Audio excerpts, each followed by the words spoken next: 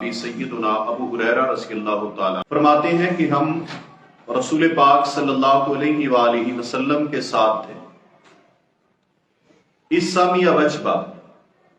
اچانک ایک انتہائی ہولناک آواز کسی چیز کے گرنے کی رسول پاک صلی اللہ علیہ وسلم نے سنی تو آپ علیہ السلام نے پوچھا حل تدرون ما ھذا، اے میرے صحابہ کرام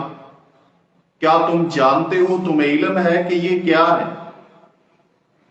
قلنا اللہ ورسولہ اعلم، ہم نے کہا کہ اللہ اور اس کے رسول صلی اللہ علیہ وآلہ وسلم کو علم کہ یہ کس چیز کی آواز ہے۔ فرمایا ھذا حجر رمی بہ فی النار منذ 70 خریفا، یہ وہ پتھر ہے جس کو جہنم میں 70 سال پہلے پھینکا گیا تھا جہنم کے کنارے سے۔ فَهُوَ يَهْوِي فِي النَّارِ الْآنَ حَتَّى انتہا إِلَىٰ قَارِهَا فَسَمِعْتُمْ وَجْبَتَهَا، رواہ مسلم۔ تو وہ جہنم میں پتھر گرتا رہا تو آج 70 سال کے بعد وہ اس کی تہ کو پہنچا ہے، تو تم نے اس پتھر کے جہنم کی تہ پہ لگنے کی آواز سنی ہے۔ محترم ساتھیو، اس سے اندازہ لگائیے کہ جہنم کی گہرائی کتنی ہے، اور پھر اسی جہنم کی گہرائی، اس کی شدت، اس کی گرمی اور اس کے عذابوں سے امت کو بچانے کی فکر رحمت للعالمین صلی اللہ علیہ وآلہ وسلم کو کس قدر تھی۔ رسول اللہ صلی اللہ علیہ وسلم فرماتے ہیں، سیدنا عدی بن حاتم رضی اللہ تعالیٰ عنہ کی حدیث ہے، فرمایا کہ ما منکم من احد الا سیکلمہ ربہ لیس بینہ وبینہ ترجمان، فرمایا کہ تم میں سے کوئی انسان ایسا نہیں کہ جس سے اس کا رب کلام نہ کرے۔ اللہ تعالیٰ میدان معاشر میں قیامت کے دن، حشر والے دن، پروردگار عالم اپنے بندوں سے کلام کرے گا، اور فرمایا لیس بینہ وبینہ ترجمان، کلام بھی اللہ تبارک و تعالی ڈائریکٹ کرے گا، بندے کے درمیان اور رب کے درمیان کوئی ترجمان نہیں ہوگا، یعنی اللہ اپنے بندے سے کلام کرے گا، گفتگو کرے گا تو انسان اس کلام کو سمجھ رہا ہوگا۔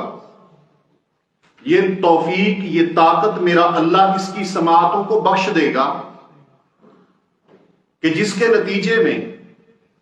انسان اپنے رب کی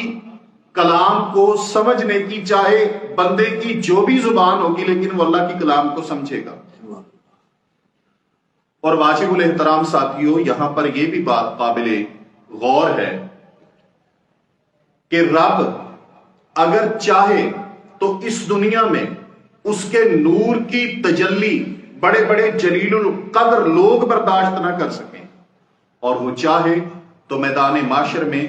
اپنے بندے کو اپنا دیدار کرائے اور اس کی آنکھوں کو دیدار کرنے کی قوت اور طاقت بھی عطا کر دے۔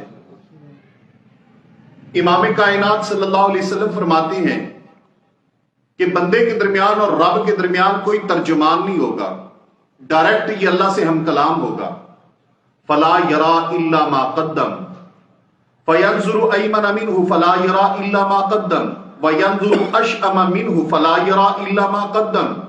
وینظر بین یدیہ فلا یرا الا النار تلقاء وجہہ۔ امام کائنات صلی اللہ علیہ وسلم فرماتے ہیں کہ انسان اپنے دائیں دیکھے گا تو اس کو اپنی وہ نیکیاں، وہ خیرات، وہ اچھائیاں نظر آئیں گی جو اس نے آگے بھیجی ہوں گی۔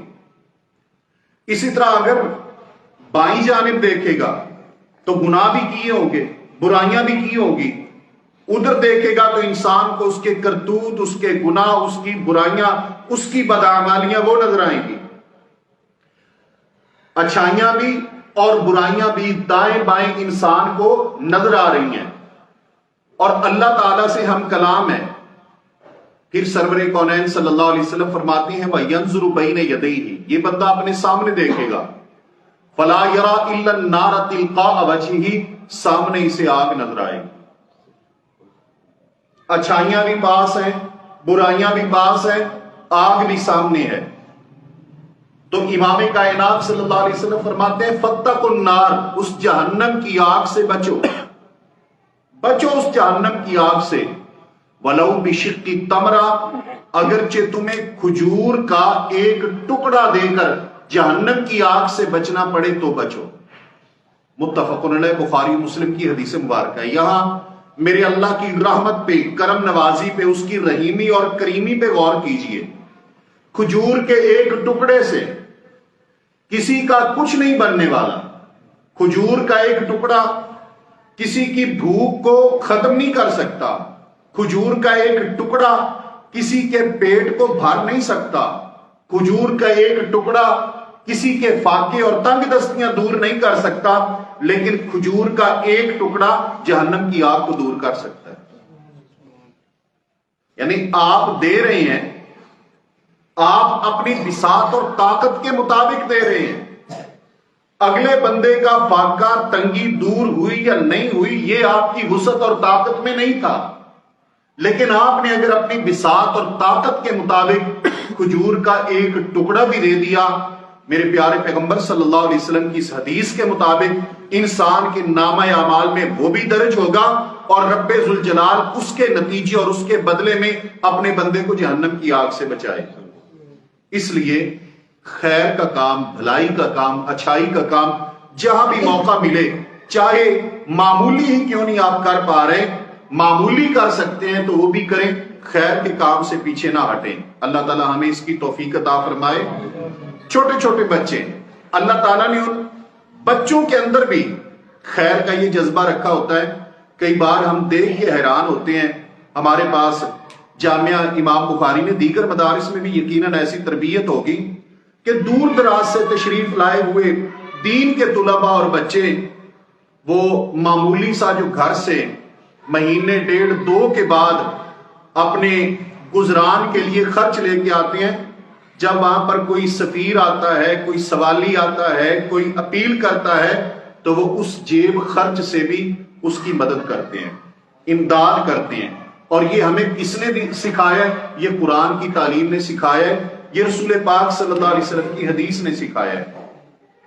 آپ کی اس مسجد میں بھی ایک بچے کا میں نے واقعہ سنا ہے کہ وہ گھر سے جو روزانہ کی بنیاد پر خرچہ لے کے آتا ہے اس میں سے 20 روپے وہ مسجد کے گلے میں ڈال دیتا ہے۔ اللہ تعالیٰ کہ یہ دین کی یعنی برکتیں، دین کے ساتھ منسلک ہونے کی برکتیں ہیں، دین سننے کی برکتیں ہیں، مسجد میں آنے جانے کی برکتیں ہیں کہ جس سے ہمیں یہ تربیت ملتی ہے۔ اور اپنے بچوں کو اسی بنا پر تو ہمیں مسجد کا اور مدارس کا رخ کروانا چاہیے تاکہ یہ بچے، ان کو نیکی کا شعور آئے، اچھائی کا شعور آئے۔ اللہ مالک کائنات اس کی توفیق عطا فرمائے، آمین۔